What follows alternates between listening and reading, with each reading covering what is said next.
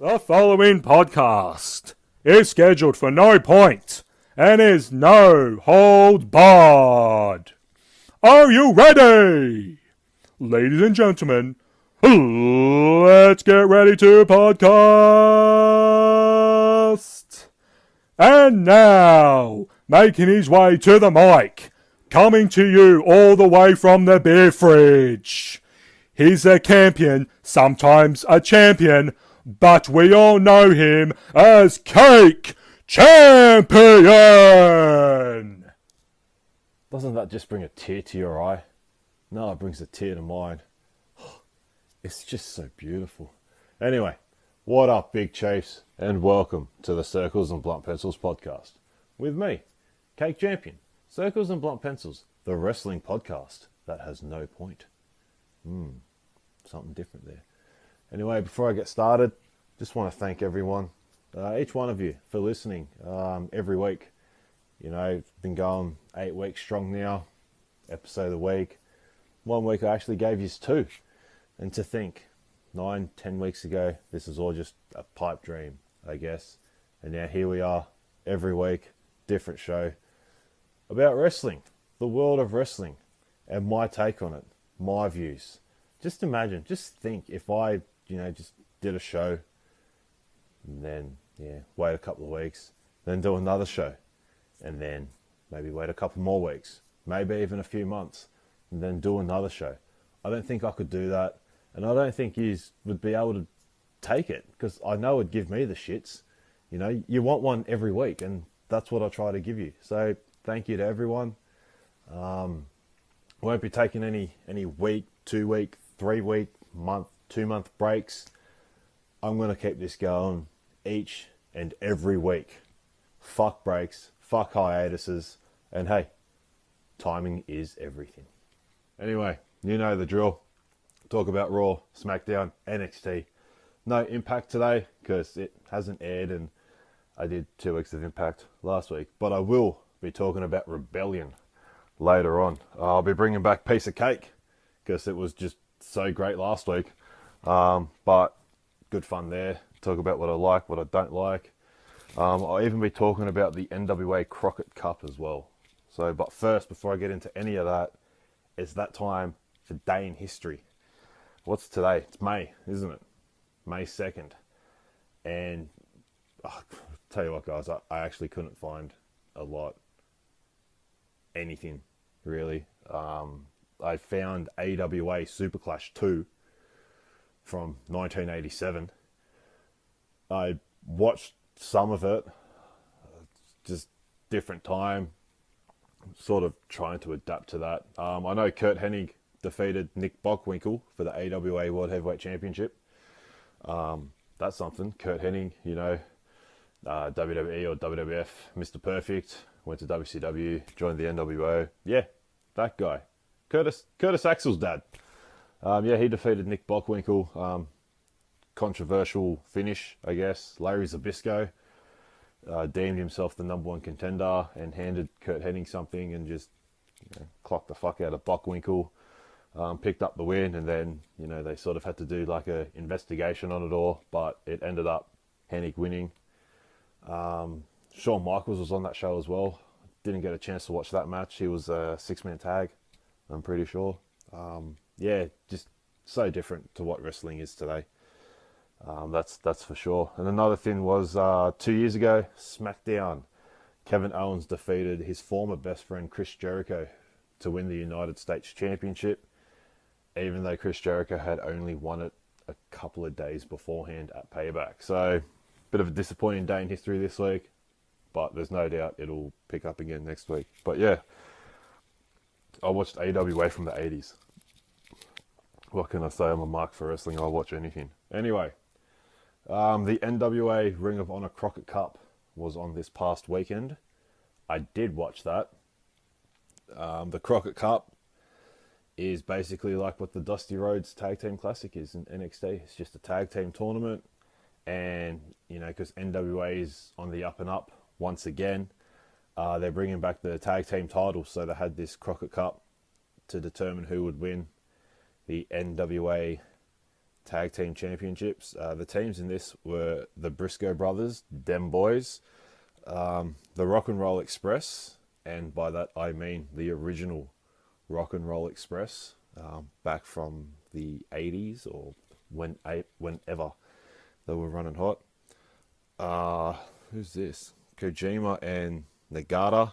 I hope I pronounced that right. Villain Enterprises, Brody King and PCO. Flip Gordon and Bandito. Guerrero Maya Jr. and Sutaka Jr. The War Kings. And Royce Isaacs and Thomas Lattimore. And Isaacs and Lattimore actually won a tag team wildcard battle royal for the 8th spot. So that was the first match. Bandito and Flip Gordon defeated Guerrero, Maya Jr. and Sutaka Jr. in the first round.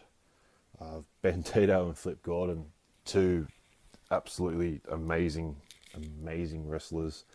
Bandito is one of the best I've seen in recent times anyway. He's at Ring of Honor, as is Flip Gordon. TV doesn't do Bandito justice. I've seen him in real life, I guess, so to speak. I've seen him wrestle, and he looks absolutely massive. When you see him on TV, he just looks, normal or whatnot. But the TV doesn't do him justice. Flip Gordon came out with a massive sombrero, and Bandito came out wearing the Flip shirt. So they won. Royce Isaacs and Lattimore defeated the War Kings, also in the first round matchup. The Briscoe brothers defeated the Rock and Roll Express in the first round. Villain Enterprises defeated Kojima and Nagata. I don't even know if I'm saying that right, but I won't have to because they lost. There was a NWA Women's Championship match. Jazz was supposed to defend her title, but she had to pull out due to injury. Allison Kay, she ended up winning. I don't remember that match. Can't even remember if I watched it, to be honest. Isaacs and Lattimore defeated Bandito and Flip Gordon, which I was very disappointed in, because I was rooting for Bandito and Gordon all the way. But I'm pretty sure Isaacs and Lattimore cheated somehow. They cheated their way through. That was the semi-final, so they made it to the final, and they faced Villain Enterprises, who defeated the Briscoe brothers by DQ when the Briscoe brothers absolutely lost their shit and just started attacking Brody King and PCO with chairs all over the place. Basically attacking their arms. Colt Cabana defeated Willie Mack for the NWA National Championship. And who came out? The Cowboy, James Storm, came out. So I think he's at NWA now, and I think he's instantly challenged Colt Cabana for that NWA National Championship. Haven't seen James Storm in a long time. Villain Enterprises won the Crockett Cup and are now the NWA World Tag Team Champions when they defeated Isaacs and Lattimore. Like I said, them boys, the Briscoe brothers, beat up Villain Enterprises, mainly their arms, and PCO basically couldn't lift his arm. And when he made the tag, it was like his arm was hanging, and I don't know, they're saying like he had dislocated his shoulder or something, and then PCO screaming at Brody King to pull his arm, and Brody King just like whipped it, and then his arm was just magically fixed. So now they're the Ring of Honor 6-man tag team champions and NWA World Tag Team Champions. And Brody King is also the World Series Wrestling tag team champion. So he's got 3 belts at the same time. Suck shit, Becky 2 belts. And Nick Aldis defeated the Villain, Marty Scurll, for his NWA World Heavyweight Championship. So Nick Aldis has had that belt since the 70th anniversary show when he won it back from Cody. This was a good match. Marty Scurll did really good, even though he was giving up about 60 or 70 pounds to Aldis. After the match, they hugged it out. There was a backstory there. Nick Aldis let Scurll ride with him when he was like 16 or 17 years old. It was like a 15, 16 year in the making match.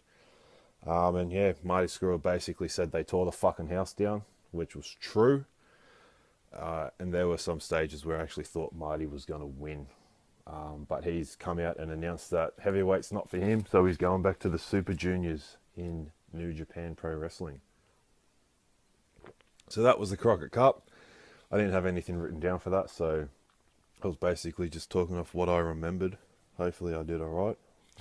Alright, now let's get stuck into what's next. Monday Night Raw. Oh, this will be good. I'll just quickly start off by saying Raw and SmackDown didn't think it was that great this week. But let's see if we can find some good things here. Alexa Bliss opened the show with a special edition of A Moment of Bliss in the ring, where she announced the Money in the Bank participants from the Raw side for the men's Money in the Bank ladder match. And it was Braun Strowman, Baron Corbin, Ricochet, and Drew McIntyre. I will talk about this later. But obviously this will lead into a tag team match. Strowman and Ricochet against Corbin and McIntyre. Obviously Strowman and Ricochet won that. I think McIntyre ended up beating up Corbin during that match as well. The Usos came out and they are now singing to their theme music. So they're the tag team R-Truth. I don't know what the go is there. I really don't. They had a match against the Club or the Good Brothers, however you want to refer to them. The Usos won that. They cut a promo before the match saying they had something really special for everyone, and after the match they treated everyone to a video of them filming the Revival in the showers, and Dash Wilder was shaving Scott Dawson's back. The Revival came out and took offense to it, and Scott Dawson was saying he has massive arms or something like that, so he can't reach his back, and that's what friends do for each other. Something. But Usos and Revival, that's the one good thing to take out of that, because that'll be a good series of matches. It probably should be on SmackDown, not on Raw. You'll pick up what I'm putting down when I get to SmackDown. Miz TV, that's right, with his guest Bobby Lashley. And I can see, after watching this, I can see why Leo Rush was put with Lashley, because Lashley can't talk for shit. Leo Rush actually fits in well with Bobby Lashley, apart from when he's outside the ring with a microphone during Lashley's matches screaming Lashley, Lashley, Lashley, and, you know, because that makes me feel sleepy, sleepy, sleepy. And, Bobby Lashley refers to himself as Bobby Lashley, so he speaks in the third person. That was terrible. It was just terrible. This led to a match between the two. Lashley picked up the win because Shane McMahon decided to interfere or distract The Miz, which worked. Later on, The Miz challenged Shane McMahon to a steel cage match at Money in the Bank, which was accepted by Shane McMahon. Not in person, but on Twitter. Because when you're a McMahon, that's how you do things. Moment of Bliss Part 2. This time to announce the women's Money in the Bank participants. It was Natalya, and then she came out talking why she deserves it. Bliss was not happy. She introduced the next person, which was Dana Brooke. Once again, she just started rambling on about a bunch of shit, how she gets no opportunities, and Bliss really wasn't happy. And then Naomi came out, and once again, and then Bliss wanted to announce the fourth person, finally got the chance to do so, and it was herself, Alexa Bliss. Will be in the Money in the Bank ladder match. She won it last year and cashed it in that same night. Play School had another. Bray Wyatt's Firefly Funhouse. Am I saying that right? God, I hope so. Yeah, Bray Wyatt's Play School was back again, and the scary doll clown witch wasn't happy with the amount of noise he was making or something, so he had to keep it down, and the word of the day was sociopath. That seems fitting. Charlie Caruso interviewed the man, Becky Two Belts. Yeah, Becky Two Belts. And I've said it before, I've never seen someone try to put themselves over as much as she does. I stand by that. And not only that, I said it with Kofi, like when he was doing the promo on Daniel Bryan, but this just seems more, I don't know, I don't even know how to say it, but she's trying too hard. That's what I feel anyway. She's trying too hard and, comes across like she's trying to act tough, which she's really not. And she even called Charlie Caruso Chuck. Like, why would you call another woman Chuck? Doesn't make sense to me. Basically, what I'm picking up from this is she's turning into Ronda Rousey. Well put there, well put. Sami Zayn. Sami Zayn is quickly becoming one of my favourite wrestlers. Well, not wrestlers. I'll say characters. One of my favourite characters on Raw. The heel gimmick that he is working with right now, I think is working. It's really working. I couldn't see him as a heel on his own. I thought he'd need like Kevin Owens to pull that off, but no, it's doing really well, and he's just ripping the crowd to shreds each and every week. And look, when someone's getting ripped to shreds, I do take great joy in that. Rollins and AJ Styles had their contract signing for their match at Money in the Bank. For some reason, AJ Styles still refers to SmackDown as the house that he built, even though SmackDown was around like 16 or 17 years before he even got into WWE. Good stuff, champ. And Seth Rollins is constantly referring to Raw as Monday Night Rollins, even though Chris Jericho was saying that 20 years ago in WCW, when it was not Nitro, it was Monday Night Jericho. So, I don't know, like, is anyone original anymore? Like, really, they just, yeah, I don't know. Basically, they just got the punch on, yeah, and Styles hit the phenomenal forearm, obviously off the top rope, and it somehow put Rollins through a table. Go figure. So yeah, that was Raw. Where the fuck was Cesaro? Just leave that there. Yeah. Where was Cesaro? Yeah. Okay. SmackDown. Michael Cole, Raw commentator. Yeah, was on SmackDown interviewing Kofi. I was going to call him Coffee there. Kofi. About his WrestleMania moment. And about Kevin Owens being in the New Day, and how Kevin Owens did that fantastic, miraculous, remarkable heel turn on them. Loved it. Kofi was rambling on and basically said if he wanted a match, all he had to do was ask. So he challenged Owens to a match at Money in the Bank for the WWE Championship. Owens came out and gladly accepted the challenge. And then Owens was just cutting a promo on Kofi, which I don't really remember. But Woods interrupted it.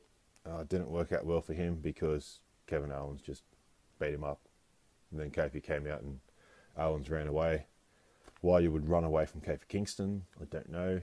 He'll probably just jump over you. Well, this will be good.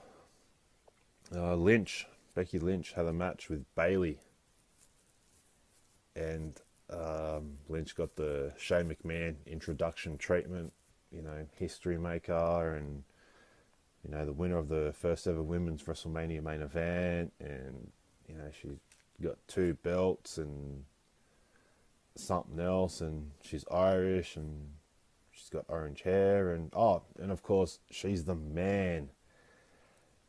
And the crowd was just silent from what I saw. There was no massive roar like it was 6 months ago when she came out. There was no, whoa, everyone's singing a theme music. No, she just came out with both the belts, and that was it. yeah, she is, and in my opinion, has always been all hype. All hype. She has been ruined. I'll just put it that way. She's been ruined. You know, I said it from the get-go. Right, TLC, and then Rumble and all that. Basically knowing at TLC it was going to be Rousey Lynch at Mania. I said it from there. If Charlotte got added to the match, it would ruin it. It would ruin everything. You know? And, well, it looks that way. Because, you know, no one cares. She's got 2 belts and no one seems to give a fuck. At all. And, you know, back when she was when she was hot, I'm just going to go off topic here, but when she was, you know, hot with the man and, you know, doing whatever, you know, she had all that momentum. The comparison to Stone Cold Steve Austin. Please. I laugh at that shit. She could never capitalize on momentum like Stone Cold did. When Stone Cold got over, he was over. He never got cold. He just kept getting hotter and hotter, and people were paying more and more attention, and the crowds were getting louder and louder. No one was silent when he made an entrance. No one. But look at Lynch. You know, 6 months ago, yes, best thing ever. You know, finally, this is what we've wanted, and now she's got both women's championship belts, and it's like, okay, cool, congratulations. I just want to just quickly say that if you ever compared or even thought that Becky Lynch was the female Stone Cold Steve Austin, you're a fucking idiot.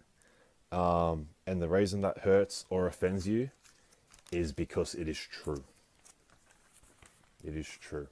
Anyway, okay, enough of that shit. Let's get back to SmackDown. The Hardys had to vacate their tag team titles because Jeff Hardy is injured. Requires surgery on his knee.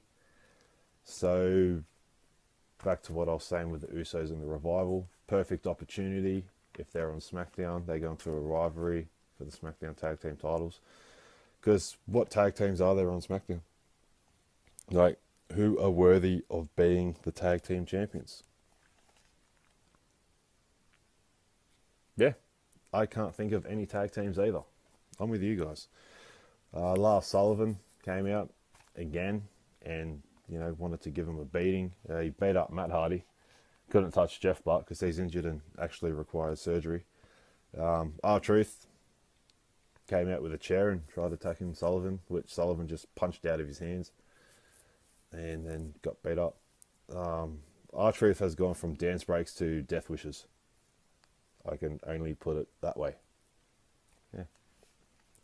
The SmackDown participants for the Money in the Bank ladder match from the men's side of things were announced, and it was Finn Balor, Ali, Randy Orton, and Andrade.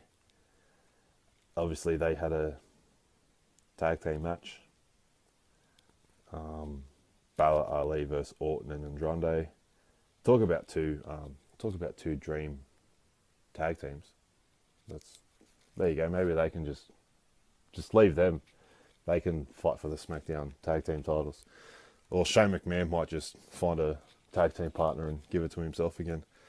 There was a moment in the match where Balor and Ali both hit suicide dives to the outside at the same time, but on opposite sides of the ring, which is pretty cool. What I love about Randy Orton as well is he started the match and then got taken out and just sat outside for the rest of the match. And then after the match, hit an RKO and left. Talk about a boss. Shane McMahon put Roman Reigns in a 2-on-1 handicap match against the B team, who are on SmackDown. Yeah, because that's really going to intimidate Roman Reigns. And Elias was the special guest referee, enforcer, or whatever you call them, where they just stand on the outside and help whoever they want to win and try to beat up whoever they want to lose. Elias is a unit. Give that man all the titles in WWE. He's a unit. It's a fucking unit. Obviously, Reigns won. Elias tried to hit him with his guitar, didn't end well. And some other shit. But yeah, Elias and Reigns at Money in the Bank. Looking forward to that. Go Elias. As much as I like Roman Reigns, it's Elias's time now. It's Elias's time now. Kevin Owens had his KO show, but it was dimmed down. It was just 2 chairs in the middle of the ring because he didn't need the sign or the table or anything else fancy because he's a heel now, so he doesn't give a shit about anyone. Good man. His guests were Xavier Woods and Big E. Figurine toys. Yeah. And he even had the Big E toy, one of his legs, wrapped up to make fun of him for being injured. Kofi obviously got the shits at this and came out and attacked Kevin Owens before Kevin Owens retreated and ran away through the crowd. And the women's Money in the Bank ladder match participants were announced during this as well. And they are Bayley, Carmella, Ember Moon, and Mandy Rose. I think it was between Mandy Rose and Sonya Deville, and then Sonya Deville just said, "Oh, you go in the match," you know, because you almost won the belt, or I don't know, something. Yeah. What are you gonna do? This is going really well this week. NXT. The Forgotten Sons defeated Cabrillo, Lorcan, and Birch in a 6-man tag team match. Forgotten Sons are the future tag team of NXT. Jackson Riker is a future NXT champion as well. We'll just leave that there. Dominic Dijakovic absolutely destroyed Mansoor, whoever that is. First time I've seen him. I've been watching NXT for a while now. Mansoor got about a minute of offense in and nearly got an upset, but didn't work out well. Dijakovic, like I said, absolutely just destroyed him. At one stage, he had Mansoor in a fall-away slam position, spun him around a couple of times, and then just threw him straight over the top rope like he was nothing, and then just went out and continued to pummel his face in. After the match, the Velveteen Dream came out because Dijakovic's challenged. I'm pretty sure he challenged the Dream for the North American Championship. So the Dream came out and praising America or something like that, and sang a remix to the United States national anthem about himself, and it was awesome. It was awesome. It may replace the United States anthem. I'll just say that. The Undisputed Era were out the back, you know, because they're undisputed. They're stronger than ever, they claim. And they announced that Adam Cole, Bay, will take on Matt Riddle next week. And Cole was saying, you know, he'll show him how it's done, you know, after Roddy dropped the ball last week, which angered Roderick Strong. So he ran off and had a sook. And, yeah, Adam Cole was clearly joking. It was clearly a joke, but Roderick Strong, you know, obviously he wasn't a original Undisputed Era member, so obviously he probably still doesn't get it. But it was clearly a joke, you know, stop having a cry. Alright, you're going to turn into Johnny Fuckwit. Yeah, so Adam Cole, Matt Riddle next week. I can only see it ending up like Roderick Strong and Gay Garno from last week.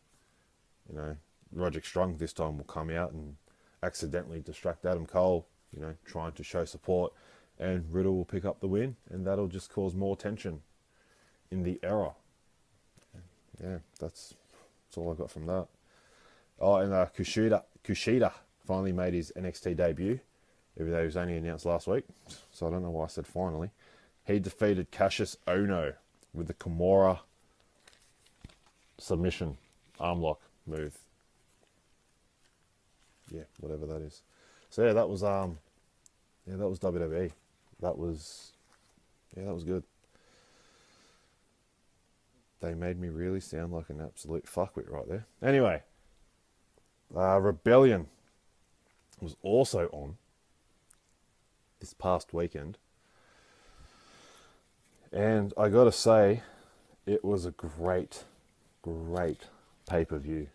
all the pay-per-views I've watched this year, I'd have to put it top 3, probably second. I think Fastlane for me was still the best pay-per-view this year. And then I'd go Rebellion, and then WrestleMania, and then Wrestle Kingdom's there also. So I did my predictions last week. There was 6 matches announced. There was 2 added. And for my predictions, much like my multis, I missed out by 1. So I went 5 for 6 on my predictions, shockingly. Even though I should have gone 6 for 6 like I should on all my multis. There was a 6-way match, 6-man scramble, they call it, between Aiden Prince, Eddie Edwards, Ace Austin, Jake Christ, Jake Diener, or Cousin Jake, and Petey Williams. Ace Austin won this match, and obviously you're a listener of the show. If you listen this deep into the show, you'll know I'm very high on Ace Austin. He's one of the bright future stars of that company. And like I said, he ended up winning the match. There was one stage where he went to do a dive on top of everyone, and Jake Christ was on the apron. And as Ace Austin has dived over the top rope, Chris hit a jumping cutter on top of everyone, which was pretty cool. So yeah, that match got announced on the day. I didn't even know it was happening until I saw it. Another match was Scarlett Bordeaux. She defeated Rohit Raju, part of the Desi Hit Squad or whatever. Sort of like the Jinder Mahal and the Singh brothers, I guess, in WWE. They're like that. So yeah, she won. Intergender match once again. I think she's 2-0 in singles matches against the dudes, even though she had promised a smoke show. Very disappointing. Everyone wanted to see the smoke show, not her wrestle. It's because it's not the same thing. Anyway, the Rascals lost to Moose and the North. I had predicted the Rascals, which they won, but they didn't. Moose is an absolute beast. He's got a lethal spear where he just spears you and then proceeds to do a flip. Yeah, he's up there. Maybe a future Impact World Champion there. And the North, Ethan Page and Josh Alexander, definitely future tag team champions there. Can't remember. Once again, I didn't really write anything down for this, so I'm just going off what I remember, which isn't much, so I've got a shit memory. Ty Valkyrie defeated Jordan Grace to retain her Impact Knockouts Championship. Jordan Grace's first loss in Impact.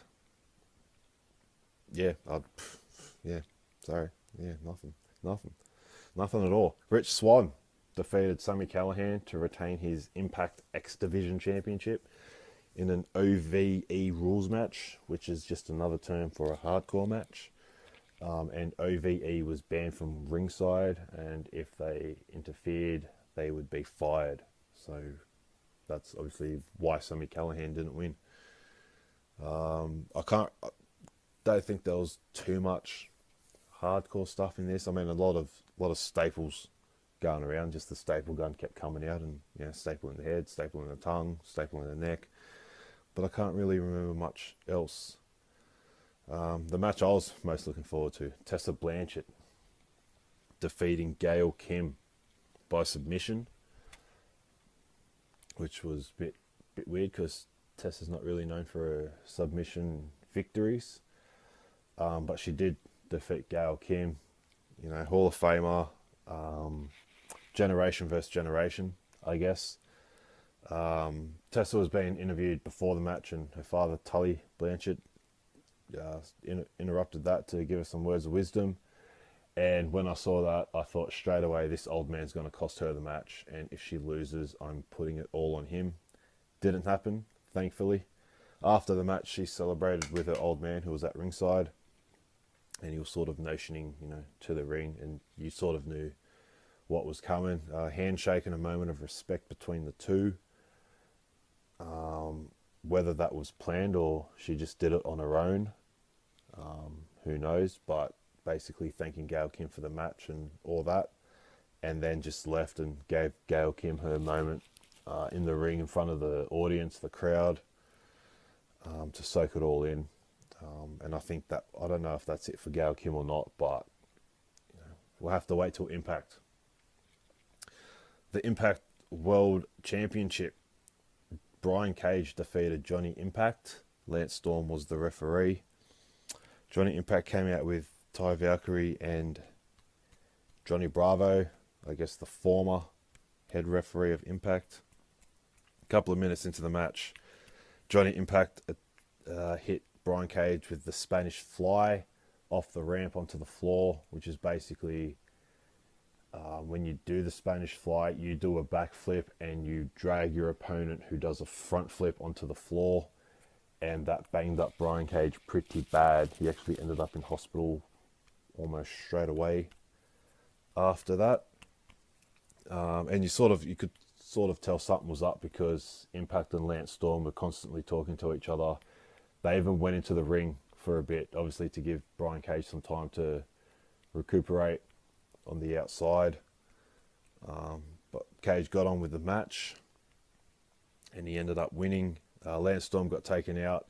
Johnny Bravo had his referee shirt on underneath, and it still didn't work for Team Impact. Brian Cage finally is the world champion. And after the match, Michael Elgin came out, formerly from New Japan Pro Wrestling, and basically he's challenging Brian Cage for the title. Even hit him with a powerbomb or something, which laid him out.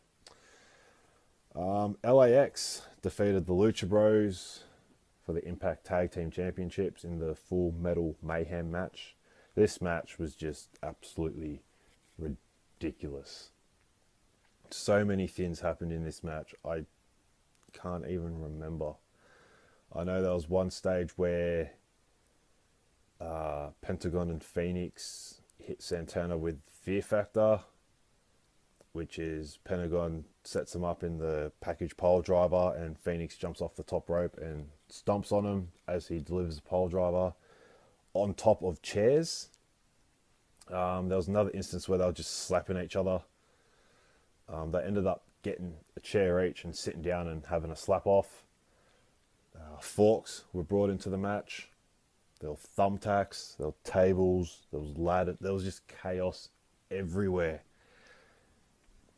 And I'm pretty sure it ended with a powerbomb on Pentagon Jr. through the tables with thumbtacks on top of the tables. That was a crazy match. But yeah, like I said, when I said LAX, I think that'll be it for the Lucha Bros in Impact. So that was Rebellion. I probably didn't describe that well because I don't remember much from it. But what are you going to do? You know what happened. You know the results.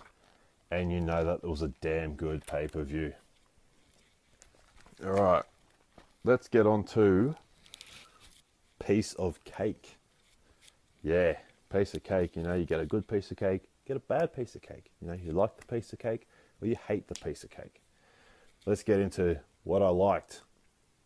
And just to kick off, the moment of respect between Tessa Blanchard and Gail Kim at Rebellion. You could clearly see that it was a passing of the torch moment. Tessa Blanchard will be the Impact Women's Champion or Knockouts Champion very, very soon, once again. Other things I liked. Wrestling related, but didn't happen in the ring, so to speak. The promo that Cody Rhodes, however you want to refer to him, the American Nightmare, the promo that he cut on Triple H and the WWE was absolutely fucking great. You know, being referred to as a pissant company, but saying you think pissant bodybuilders making every match a no DQ is better than a Kenny Okada match. Just everything that he said was just absolute fire. And also the John Moxley hype video. breaking out of prison, doing his own thing. If you haven't seen these two videos, it's not my fault you've been living under a rock. And if you haven't seen these videos, you're clearly not a wrestling fan. You're just not a wrestling fan. You may hear about it now, then go back and watch them and then say, oh, I knew about them the whole time. But we all know you really didn't. Okay, what I didn't like, the piece of cake that I just did not like this week. It's Money in the Bank ladder matches. The fact that you've got Braun Strowman in there again. Why he was in there last year, I don't know. And then why he's in there again this year, because he's Mr. Monster in the Bank. Fucking dickhead. You know, and just how they just went about it. Why not have qualifying matches to earn your spot in that match? You know, shut up. You know, why not have qualifying matches to earn the right to be in that match? You know, like Cesaro was brought to Raw and nothing. You know, why not Sami Zayn? All he does is just come out and bag the crowd. You know, what about Buddy Murphy? He's been drafted or shaken up to SmackDown. Haven't seen him on SmackDown yet. Why not even throw in Matt Hardy, for argument's sake? You know, he's tag team champion. He's had to vacate that now. Why not give him a match? You know, give him Money in the Bank. Let him go in that. Aleister Black.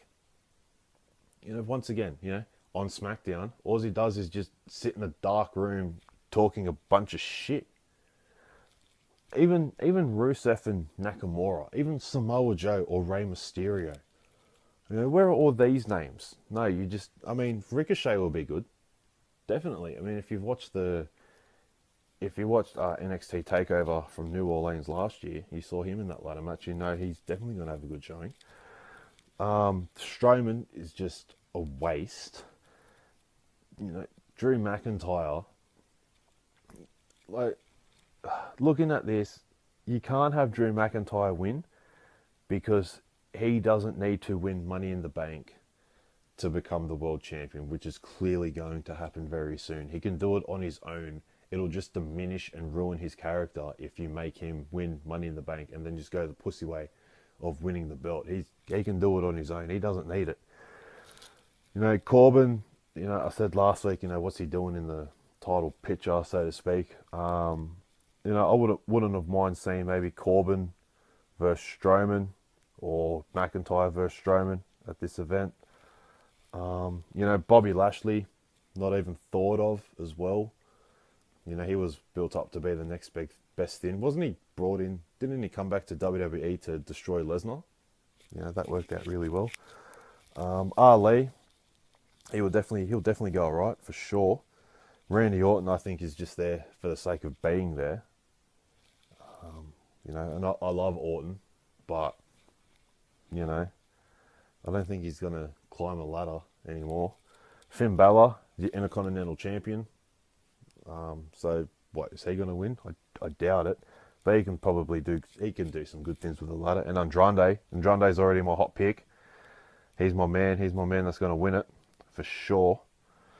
And then on the women's side, you know, you've got Natalya, Dana Brooke. Why is she there? Alexa Bliss, who seems more of a general manager on Raw now than a wrestler. Naomi, I sort of get. Yeah, whatever. Mandy Rose is my pick. It's her time. Bailey, what's she gonna do? Hug ladders. Carmella, I mean, it's not the same now. There's a dance break coming. She's probably gonna dance on top of a ladder. Ember Moon, yes, that's good. You know, finally, I guess. But what? No Ruby Riott, no Liv Morgan, no Mickie James. But where's Sasha Banks? Does she still work at WWE, or has everyone forgotten about her? What about Asuka or Kairi Sane? You know, where's the qualifying matches? Just you announce it out of the blue. yeah, I don't know, but yeah, I don't get it. I can say that for 15 or 20 minutes. It won't sound any better. Yeah, I'll just leave it at that. So that's my, yeah, that's piece of cake. That's what I didn't like. Let's just think about what I did like. You know, the respect and Katie's promo and John Moxley. For sure. And just in case you don't know, John Moxley is Dean Ambrose in WWE, but John Moxley was his original independent wrestling name. And if you watch some of his stuff, he's actually a bit of a sick fuck. The WWE style of wrestling definitely didn't suit the hardcore nature of one John Moxley. That's for sure. So I hope I got through everything. I'm pretty sure I did. Yeah, why not? That'll do me. That'll do me. Once again, for this episode 9, I think it is, of Circles and Blunt Pencils. Hope you enjoyed it. I dare say you are all looking forward to hearing from me again next week, which will be happening. Yeah, same thing. You know the drill. Facebook, Circles and Blunt Pencils. Instagram, at Circles and Blunt Pencils. Twitter, at Circles and BP Pod. I screwed that up last week because I wasn't thinking straight. But yeah, Twitter is actually at Circles and BP Pod.